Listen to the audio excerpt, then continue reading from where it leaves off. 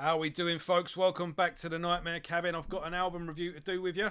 And this is the debut album from Grief Symposium. This is In the Absence of Light. The nice little digipack edition we got there. Now, there's two albums I've been meaning to review lately. There's this one and there's the new album from Ahab, The Coral Tombs. And I got this album the day it came out. I was really looking forward to it. And I've just been sitting there trying to get this album review done. And the fact of the matter is, this album is boring the hell out of me. And I'm struggling to get through the album in one go. I always get distracted. I always think of something else. And I just think, I just want to put something else on. Really disappointed with this album. And it's a shame, because I do like Ahab. And, you know, I thought this was a great album. And, yeah, I was really looking forward to it. And do you ever get a band that you feel like you should like, but just don't? And I've gone through Ahab's back catalogue as well, and there's always like this thing that you have to like them, and I'm just like, I don't know why, because all their songs are really slow, and fair enough, if you're a speed, if you like, say Slayer, Rain in Blood, you can't complain that it's fast. It's meant to be fast, and this is meant to be slow. I get it, but it's just boring. And yeah, anyway, got that off my chest. I ain't got to do that review now. But the reason I'm going somewhere with this, bear with me. The reason I was thinking, like, is it me? Have I got to be in the mood for it? Is it, because even though with, this album, it was like, as good as it is, I do have to be in the mood for it. So I understand that. But I don't know. I'm getting a bit old and a bit cranky now, and I'm just like, I don't want to listen to music that I have to adjust to. How about I want music that I like? Who'd have thought, a music critic and everything? But not that I'm a music critic, you know what I mean. But yeah, I just want to listen to stuff that hits me. I'm in my 30s, and yeah, you get to my age, and I don't know, I just start to recognise bullshit a bit quicker than I used to, I suppose. And I don't know, I'm just in the point of, I know what I like now, and yeah, basically I just don't like. Anyway, what I'm saying is, I was thinking maybe this was me. Maybe I need to just get in the right headspace for it. Maybe I just need to be in it. And then this little... Apparently you're not allowed to swear on YouTube now. Like, I'm trying to watch my language. I normally... Well, regular viewers will know I swear like a drunken sailor. But this very good album came along. And what it is, Ahab are doom metal. Are death doom. And... which is death metal for those uninitiated in a more slower pace. There's funeral doom and it goes on and on. And I generally don't like it anyway, to be honest. I prefer my death metal to be sort of, hitting you at ramming speed. I don't mind a good little nice breakdown now and then where things slow down and changes of pace. That's all good. But when you're just purposely slow, it's basically for stoners, isn't it? But yeah, I did do a review though.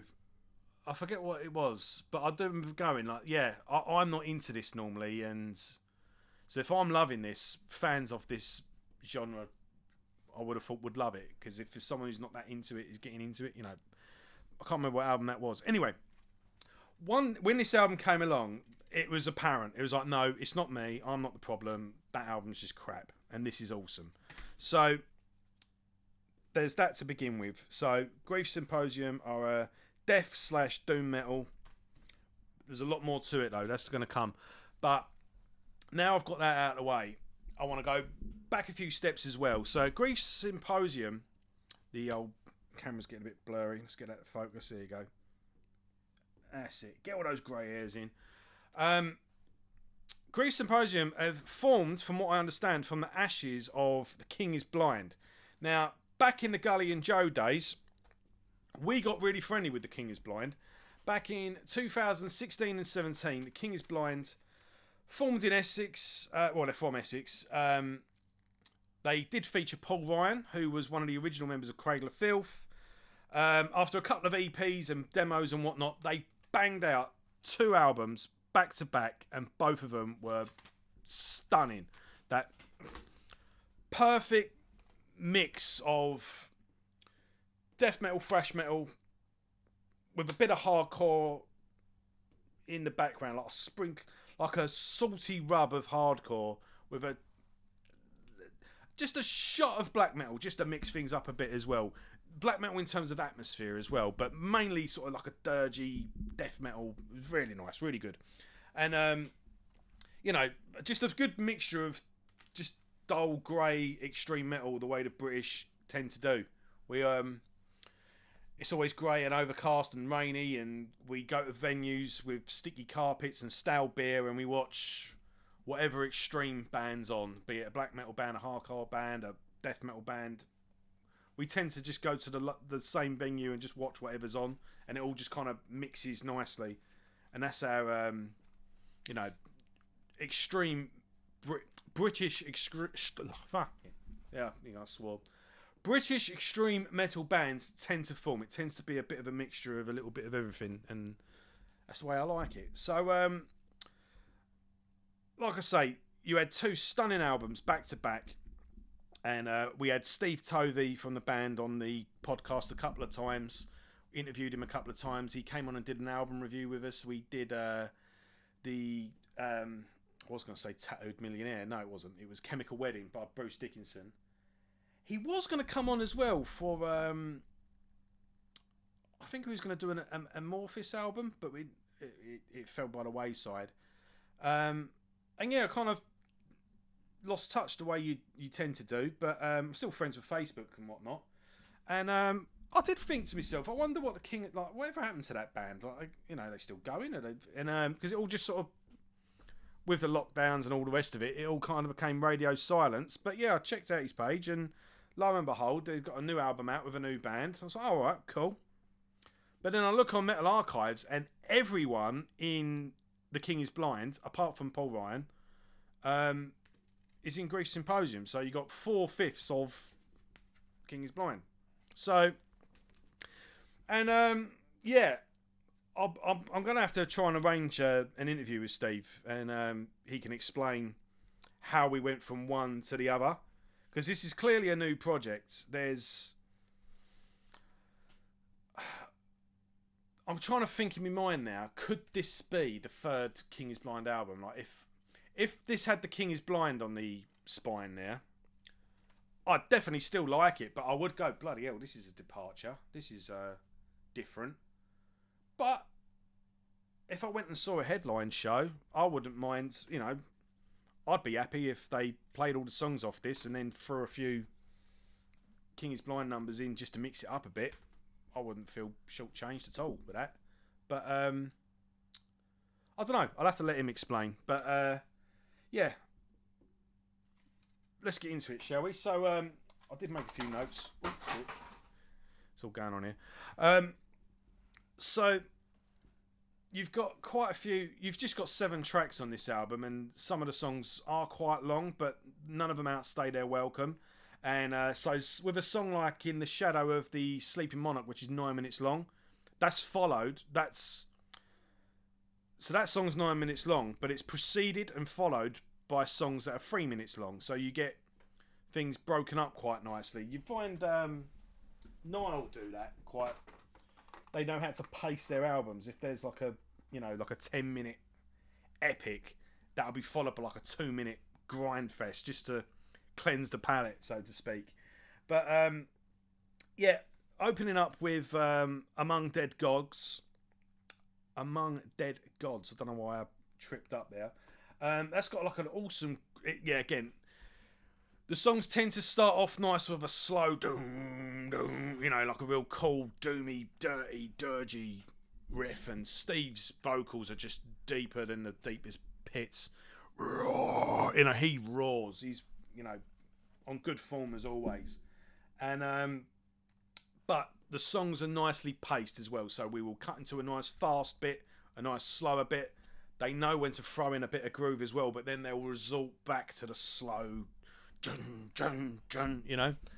And that's what this other band don't do. So, yeah, you've got... So, take that as a given with all the songs, really, because it's hard to break it up otherwise. But Among Dead Gods has this awesome groove section in the middle. And you've got nice, like, choppy riffage as well. But, yeah, again, it always results back to the slow and dirgy. You've got a nice little quiet atmospheric part towards the end of that song as well, with a nice little spoken word passage, which, again, just builds things up nicely. And going into Temple of Decay, I'm just looking at the track list on the back here. I didn't realise this to begin with. You've got this songs in 3 sections.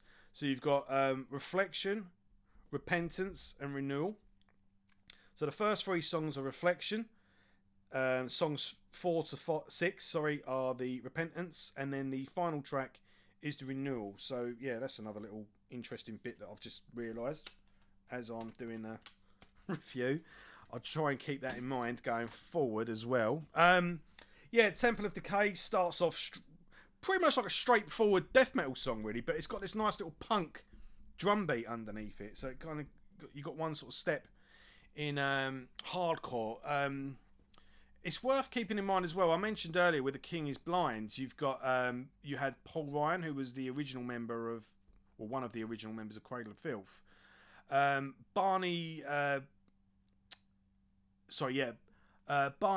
Monga is, I hope I pronounced that right, sorry if I haven't, but he used to drum in Extreme Noise Terror, so you've got that hardcore punk grindcore, well, you know what Extreme Noise Terror are, for God's sake, but you know what I'm getting at. So he's got that sort of that drumming approach as well, so you've got like that reminded me of a sort of a D beat discharge sort of drum beat underneath this sort of straightforward death metal riffage. And yeah, again, nice and choppy, but then just kicks into this dirty Sabbathy riff towards like sort of halfway through, and it's just in the shadow of the sleeping monarch just explodes into the speakers, just and it sounds evil as, you know, it sounds devastating is what it is. It's like, and it's just crushing to begin with, and then it goes into like a quieter sort of buildy uppy atmosphere, you know, and then you have this awesome sort of triplet. It's like a, you know, like a triplet rhythm. If that is that a thing, a triplet rhythm? Like a, no. It goes into like a sort of thrashy grinding.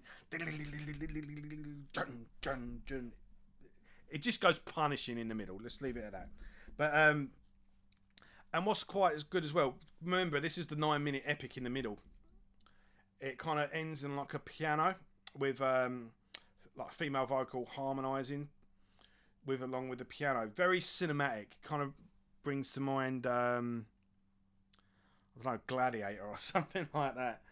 But it's, again, really cool, really atmospheric. And when you've got this far into the album, 3 songs in, and then this piano comes in, this beautiful, you know, this beautiful singing,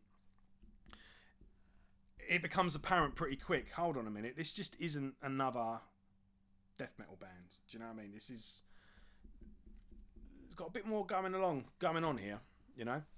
And Veil of Transformation. This is a pretty straightforward song, actually. Like I say, you've just had this big 9-minute epic, and then this one's just under 4 minutes. And I've got sort of black metal vibes from this song. It's not playing like a straightforward black metal song, but it's just got some... The general feeling of it kind of conjured up... I think Ordered KO by Mayhem. You know, like the later day Mayhem. Yeah, it's just... on a very... It's a particularly grey, overcast, miserable day today. And yeah, that cold, wintry feeling that you get in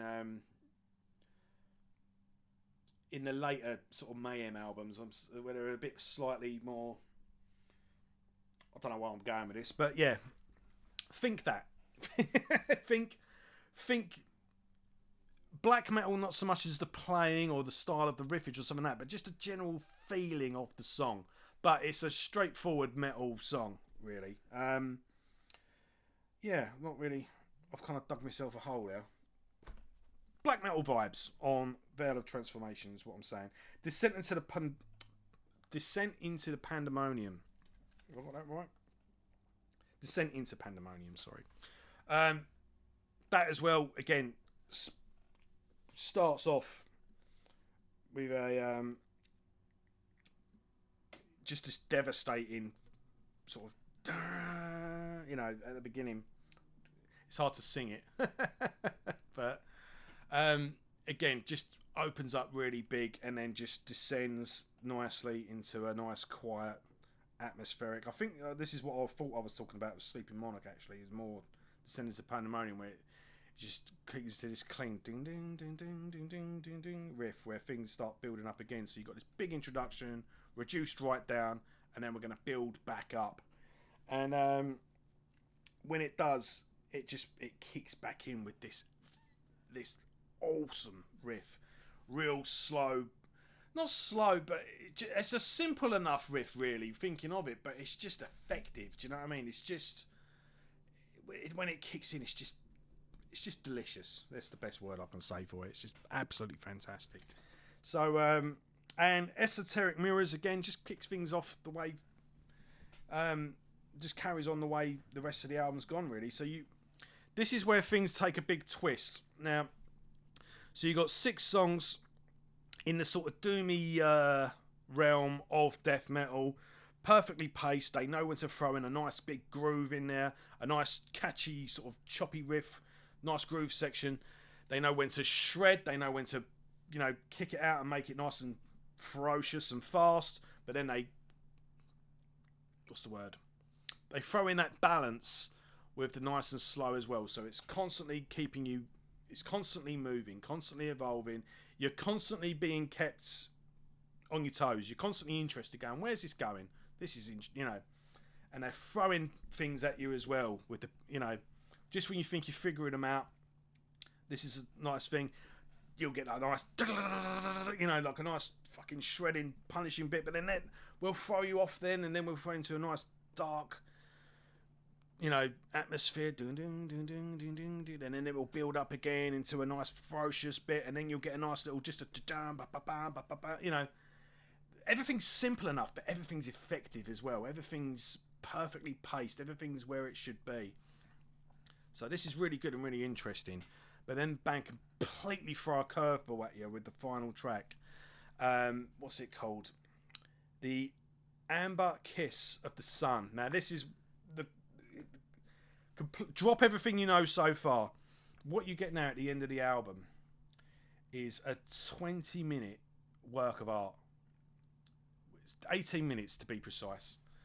And it's just synthesizer. Like, starts off with piano and then just the thing of the keyboards, and then just this beautiful ambient atmospheric piece of music. And you have a spoken word passage, so a poem read by the guy from My Dying Bride. I forget his name, sorry. Let's look it up quickly. Aaron Stainthorpe. And it was Cecilia Adelaide as well, who did the female vocals that I mentioned earlier. So good to give her a mention as well.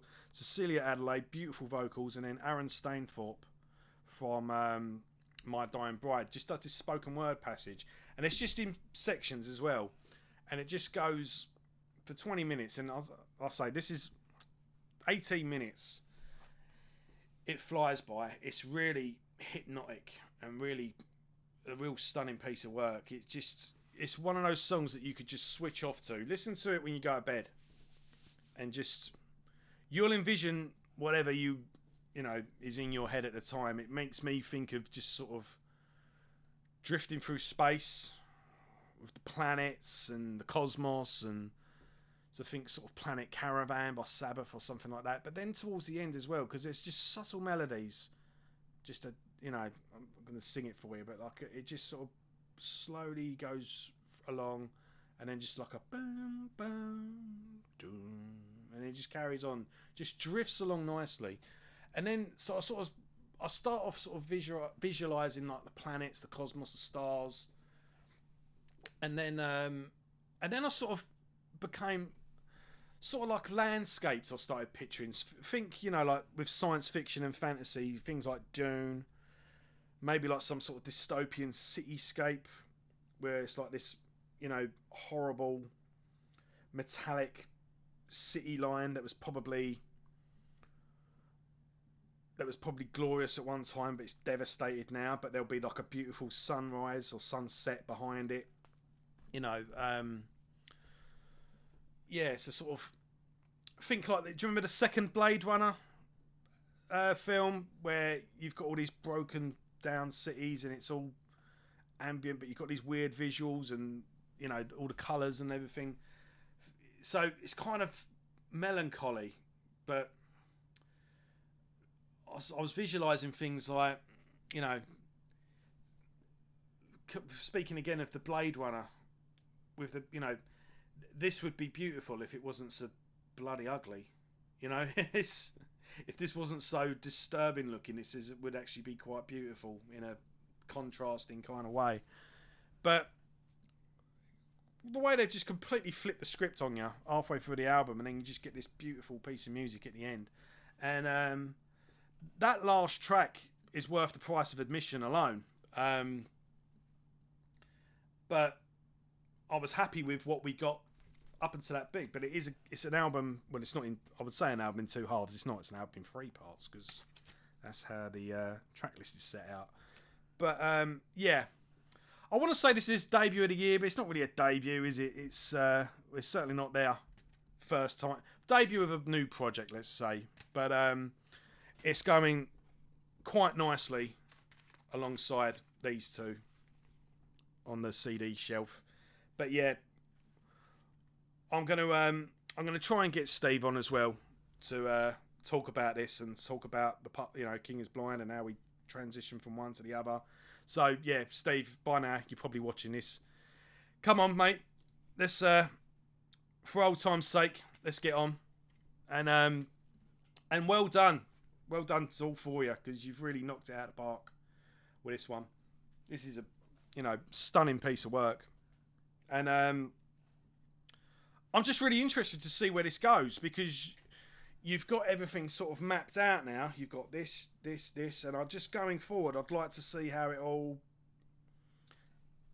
merges together. You know what I mean? Like on a debut album, you have everything you want sort of stuck to the wall. Now, I'd like to see going forward what sticks. And I'd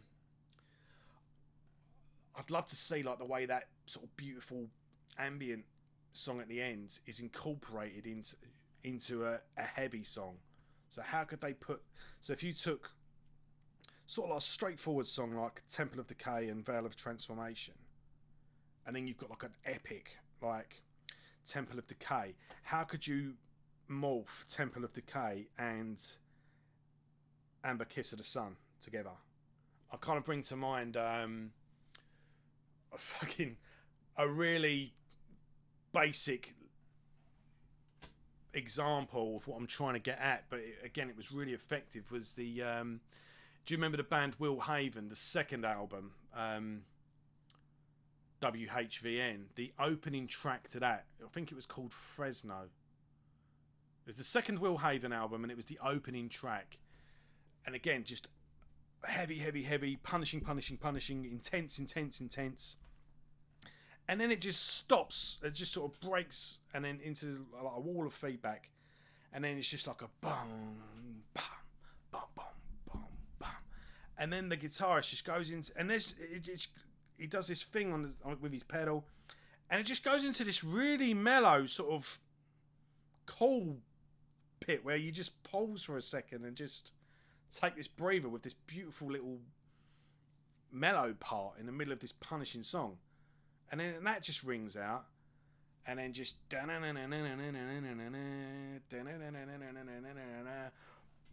then just kicks back in again, and it's as if that like nice little bit never happened. And the way it just wedged straight in the middle of that song, I always thought that was great. I'd love to see Grief Symposium kind of do that going forward with what they've done on this. So, yeah, this was meant to be a quick review, and it's turned out to be quite a long one. But yeah, I can't recommend this album enough. I'll put the band's Bandcamp in the in the description. So go and have a listen, and yeah, support the band any way you can. Hopefully this hasn't sold out. Pick yourself up a physical copy, but if not, you're just gonna have to get the download because I think there's only I think this is a limited edition. But yeah, I'm really glad I picked this up. I'm really glad the guys are still working, still getting stuff done and getting stuff out there. Hopefully they'll do some gigs, who knows? But yeah, hopefully I'm really looking forward to seeing where this project goes. So yeah, nice one, guys. Fantastic album. Go check it out. As per usual, you know, if you're a regular viewer, welcome back. If this is your first time, welcome aboard. Welcome to the Madhouse. If you like this, just help us out and give us one of them, and subscribe if you feel like it. I don't like telling you this stuff, but apparently if you don't tell people, they don't. So there you go. Anyway, thanks for watching. See you later. I'll see you all soon. Bye.